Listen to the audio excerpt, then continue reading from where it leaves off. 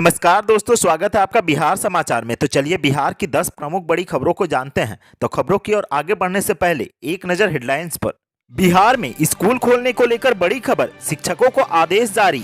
बिहार पंचायत चुनाव को लेकर अगस्त में बज सकता है बिगुल, आयोग ने सभी डीएम के साथ की मीटिंग। नीतीश सरकार का महाअभियान कैसे होगा पूरा, वैक्सीन की डोज नहीं मिलने से टीकाकरण प्रभावित। पटना की सड़क पर उतरे पप्पू यादव के समर्थक, जेल से रिहाई की मांग, भारी पुलिस बल तैनात। बिना वैक्सीनेशन के ही मिल गया सर्टिफिकेट, छात्रा ने जब डीएम से शिकायत की तब टीका लगाने घर पहुंच गए स्वास्थ्यकर्मी। मगध विश्वविद्यालय में पीएचडी एडमिशन टेस्ट के लिए छात्रों को 8 दिनों की दी गई मोहलत, जानिए ऑनलाइन आवेदन की तिथि। 25वें स्थापना दिवस की तैयारी में जुटी राजद, सालों बाद लालू भी होंगे मौजूद। बिहार में 30 सितंबर तक वाहनों की जुर्माना में छूट, लैप्स कागजातों के रिन्यूअल में भी नहीं लगेगी पेनाल्टी। बिहार में बड़े पैमाने पर सीओ का होगा ट्रांसफर, जानिए किन मानकों पर सरकार देगी नई पोस्टिंग। बिहार में 10 चरणों में होंगे पंचायत चुनाव, मतदाता सूची से बड़ी आबादी को बाहर करने की तैयारी। बिहार में कोरोना काल के कारण बच्चों की पढ़ाई पूरी तरह ठप पड़ गई है। ऑनलाइन क्लास में विद्यार्थियों को काफी परेशानी हो रही है, इसीलिए नीतीश सरकार स्कूल और कॉलेजों को खोलने को लेकर पूरी प्लानिंग कर रही है। बिहार सरकार ने राज्य के सभी सरकारी स्कूलों के शिक्षकों को उपस्थित रहने को कहा है। इन्हें विभाग की ओर से आदेश जारी कर दिया गया है। मीडिया रिपोर्ट के मुताबिक बिहार में अगले महीने 6 जुलाई के बाद शैक्षणिक गतिविधियां शुरू हो सकती है। बिहार के शिक्षा मंत्री विजय कुमार चौधरी ने एक बड़ा बयान दिया है। शिक्षा मंत्री ने कहा है कि चरणबद्ध तरीके से विश्वविद्यालय, महाविद्यालय और विद्यालयों को खोला जाएगा। बताया जा रहा है कि पहले फेज में विश्वविद्यालयों को और कॉलेजों को कोरोना प्रोटोकॉल के साथ 6 जुलाई के बाद खोला जाएगा। दूसरे चरण में हाई स्कूलों को खोला जा सकता है, जिसमें क्लास 9 से लेकर 12वीं तक के बच्चे शामिल होंगे। साथ ही कोचिंग संस्थान भी खोले जा सकते हैं। तीसरे चरण में प्राइमरी और मिडिल स्कूल को खोलने की बात सामने आ रही है। स्कूल खुलने के बाद कोरोना गाइडलाइन और एसओपी का पूरा ख्याल रखा जाएगा। स्कूल, कॉलेज और कोचिंग संस्थानों में फेस मास्क पहनना, हैंड सैनिटाइजर का उपयोग करना, सामाजिक दूरी का रखरखाव अनिवार्य होगा। ईवीएम पर फंसे पेंच और कोरोना की दूसरी लहर के कारण भले ही बिहार में पंचायत चुनाव समय पर नहीं हो पाए, लेकिन अब इसकी आहट दिखने लगी है। माना जा रहा है कि अगस्त महीने में बिहार के अंदर पंचायत चुनाव कराए जा सकते हैं और आयोग अभी से इसकी तैयारियों को अंतिम रूप देने में जुट गया है। राज्य निर्वाचन आयोग ने राज्य के सभी 38 जिलों के डीएम के साथ वीडियो कॉन्फ्रेंसिंग के जरिए बैठक की। बैठक की अध्यक्षता राज्य निर्वाचन आयुक्त दीपक प्रसाद ने की। 2.5 घंटे से ज्यादा वक्त तक चली इस बैठक में आयोग ने ग्राउंड रियलिटी को समझने की कोशिश की और साथ ही साथ पंचायत चुनाव को लेकर निर्देश भी दिए हैं। जिलों के डीएम के साथ बैठक में राज्य निर्वाचन आयोग ने निर्देश दिया है कि अगस्त महीने में पंचायत चुनाव की प्रक्रिया शुरू की जाए। आयोग से मिली जानकारी के मुताबिक सभी जिलों में पंचायत चुनाव को लेकर कोषांगों के गठन का निर्देश दे दिया गया है। इसके अलावा सभी जिलों को उनके लिए आवंटित किए गए ईवीएम को दूसरे राज्यों से लाने के लिए पदाधिकारियों का नाम देने का निर्देश भी दिया गया है। साथ ही उन्हें अपने यहाँ ईवीएम को रखने की व्यवस्था दुरुस्त करने को कहा गया है। साथ ही साथ उन जगहों का फिजिकल वेरिफिकेशन भी करने को कहा गया है जहां ईवीएम को रखा जाएगा। नीतीश सरकार ने बड़े तामझाम के साथ 6 महीने में 6 करोड़ टीकाकरण का महाअभियान शुरू तो कर दिया था, लेकिन अब सरकार के इस महाअभियान की हवा निकलने लगी है। वैक्सीन की डोज उपलब्ध नहीं होने के कारण टीकाकरण अभियान प्रभावित हो रहा है। राज्य के 3 जिले मधेपुरा, शेखपुरा और सहरसा में शनिवार को एक भी वैक्सीन किसी व्यक्ति को नहीं लग पाई। वैक्सीन की किल्लत के कारण पटना के 156 केंद्रों में से केवल 5 पर ही टीकाकरण अभियान जारी रहा। यह 5 टीकाकरण केंद्र वे हैं जिनमें 24 घंटे टीकाकरण किया जा रहा है।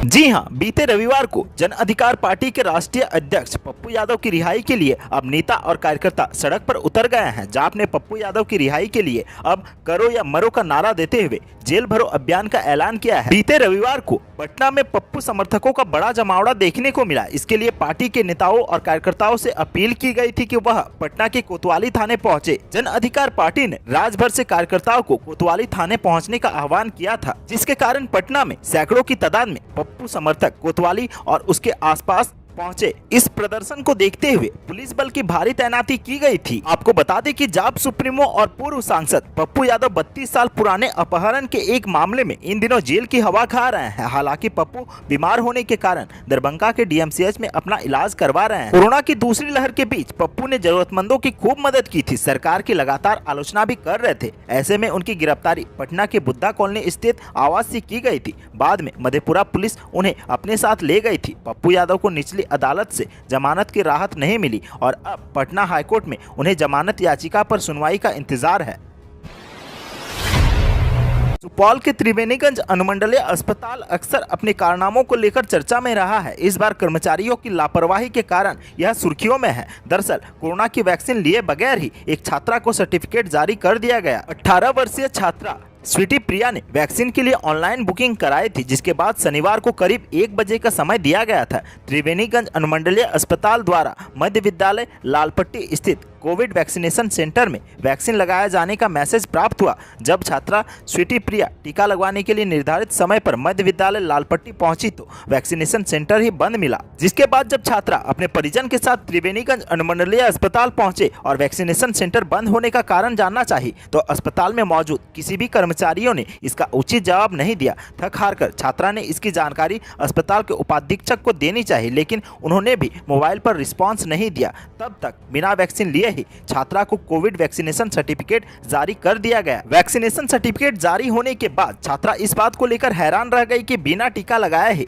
कैसे प्रमाण पत्र जारी कर दिया गया। अस्पताल के उपाधीक्षक ने जब छात्रा के फोन को नहीं उठाया तब उसने इस बात की जानकारी जिलाधिकारी महेंद्र कुमार को दी, जिसके बाद अस्पताल के प्रभारी उपाधीक्षक और कर्मचारियों की आंखें खुली और आनन फानन में अस्पताल के कर्मी छात्रा के घर पहुंच गए और टीकाकरण के लिए मान मनोबल करने लगे। स्वास्थ्य कर्मियों द्वारा टीका लगवाने की अपील किए जाने के बाद छात्रा ने वैक्सीन लगवाने से इनकार कर दिया। अस्पताल की लापरवाही को देखते हुए छात्रा ने सवाल खड़े कर दिए। छात्रा ने दोषियों पर कार्रवाई करने की मांग कर दी। छात्रा को वैक्सीन लगाने के लिए एएसडीएम प्रमोद कुमार, प्रभारी उपाधीक्षक डॉक्टर वीरेंद्र दरबे और यूनिसेफ कोऑर्डिनेटर अनुपमा चौधरी छात्रा के घर पहुंचे। टीकाकरण के लिए छात्रा को समझाने की कोशिश की गई। छात्रा के परिजनों से भी इसके लिए बातचीत की गई, लेकिन छात्रा ने टीका लगाने से मना कर दिया, जिसके बाद अधिकारियों और स्वास्थ्यकर्मियों को बेरंग लौटना पड़ा।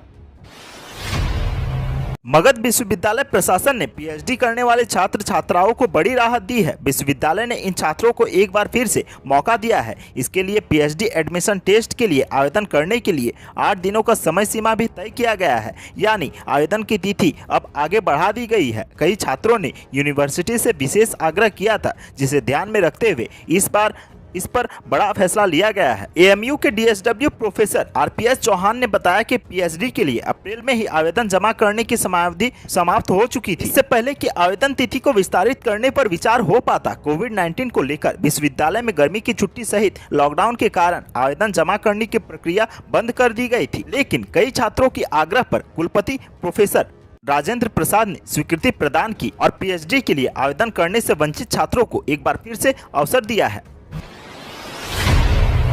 राष्ट्रीय जनता दल 5 जुलाई को पार्टी स्थापना दिवस की तैयारी में जुट गई है। पार्टी के 25 वर्ष पूरे होने पर सिल्वर जुबली मनाने की तैयारी चल रही है। इसको लेकर शनिवार की रात पार्टी प्रवक्ताओं की राबड़ी आवास पर बैठक भी हुई। बैठक में नेता प्रतिपक्ष तेजस्वी यादव ने स्पष्ट निर्देश दिया है कि सरकार की जनविरोधी नीतियों के खिलाफ पार्टी को और आक्रामक होना होगा। हालांकि इस बैठक में लालू प्रसाद के बड़े बेटे तेजप्रताप यादव मीटिंग में नहीं पहुंचे, जबकि वे इन दिनों पटना में ही हैं। प्रवक्ताओं की बैठक में तेजस्वी यादव के अलावा प्रदेश अध्यक्ष जगदानंद सिंह, वरिष्ठ नेता श्याम रजक, मुख्य प्रवक्ता भाई वीरेंद्र, प्रवक्ता मृत्युंजय तिवारी, भोला यादव, रामानुज प्रसाद समेत कई नेता उपस्थित थे।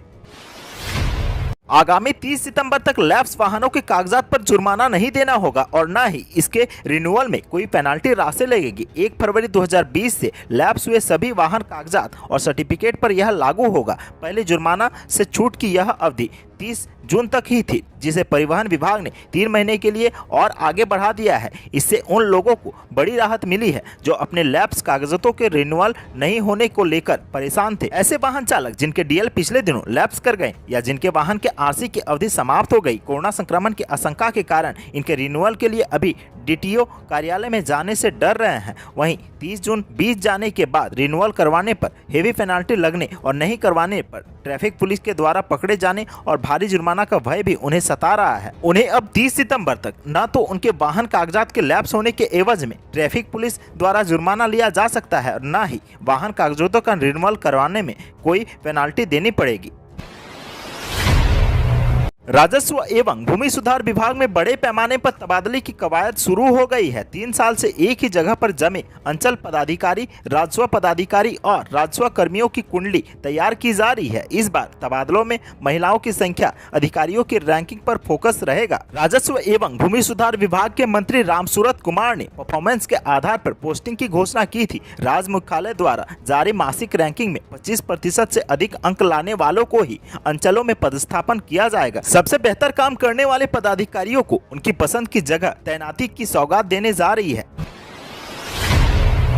कोरोना पर ब्रेक लगने के साथ ही चुनाव आयोग ने बिहार में पंचायत चुनाव को लेकर अपनी तैयारियां शुरू कर दी है। त्रिस्तरीय पंचायत चुनाव कराने की तैयारियों को लेकर शनिवार को राज्य निर्वाचन आयोग ने सभी जिलाधिकारियों के साथ वीडियो कॉन्फ्रेंसिंग कर उनको अक्टूबर-नवंबर लक्ष्य कर अपनी तैयारियां शुरू करने को कहा है। आयोग के आयुक्त दीपक प्रसाद ने प्रदेश के सभी डीएम को कहा है कि बिहार में 10 चरणों में पंचायत चुनाव होंगे। नगर निकायों में शामिल क्षेत्रों की जनता को बाहर कर तेजी से पंचायत चुनाव मतदाता सूची तैयार करने को कहा है। इसके साथ ही चुनाव आयोग ने सभी डीएम को ईवीएम के लिए वेयर हाउस का इंतजाम करने को भी कहा है। तो आज की सुर्खियों में बस इतना ही। बिहार से जुड़ी खबरों के लिए सब्सक्राइब करें हमारे चैनल को और साथ ही साथ अपने दोस्तों और रिश्तेदारों में शेयर जरूर करें। तब तक के लिए धन्यवाद। जय हिंद, जय भारत।